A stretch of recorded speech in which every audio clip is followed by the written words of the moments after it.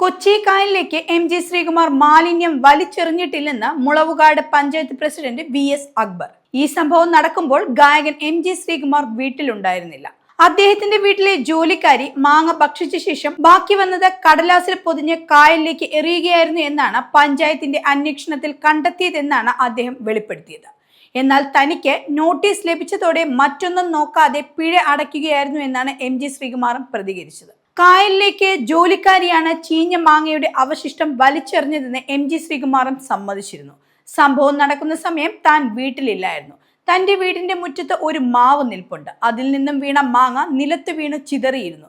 ഇതിന്റെ അവശിഷ്ടങ്ങളാണ് ജോലിക്കാരി വീട്ടിൽ നിന്നും കായലിലേക്ക് എറിഞ്ഞതെന്നാണ് എം.ജി. ശ്രീകുമാർ പറഞ്ഞത്. ഇത് തെളിയിക്കാൻ താൻ തയ്യാറാണെന്നും അദ്ദേഹം വെളിപ്പെടുത്തി. ജോലിക്കാരി ഇത് മനഃപൂർവ്വം ചെയ്തതല്ലെന്നും അദ്ദേഹം പ്രതികരിച്ചിരുന്നു. കഴിഞ്ഞ ദിവസമാണ് ഒരു വിനോദസഞ്ചാരി എം.ജി. ശ്രീകുമാറിന്റെ വീട്ടിൽ നിന്ന് മാലിന്യം കായലിലേക്ക് വലിച്ചെറിയുന്നത് വീഡിയോയിൽ പകർത്തിയത്.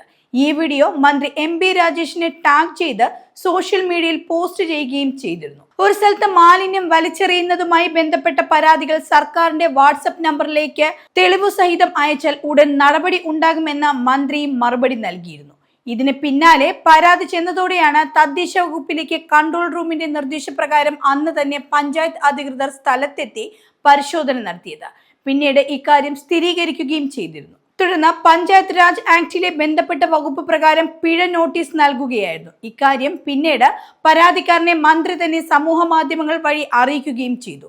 പിഴ അടച്ചു കഴിയുമ്പോൾ ഈ വിവരം തെളിവ് സഹിതം നൽകിയ ആൾക്ക് പാരിതോഷികം നൽകുമെന്നും മന്ത്രി പറഞ്ഞിരുന്നു. മാങ്ങയ്ക്കും മാങ്ങാണ്ടിക്കും വേണ്ടി 25,000 രൂപ പിഴ അടയ്ക്കുന്നത് ചരിത്രത്തിൽ ആദ്യമായിരിക്കുമെന്നാണ് എം.ജി. ശ്രീകുമാർ മാധ്യമങ്ങളോട് പ്രതികരിച്ചത്.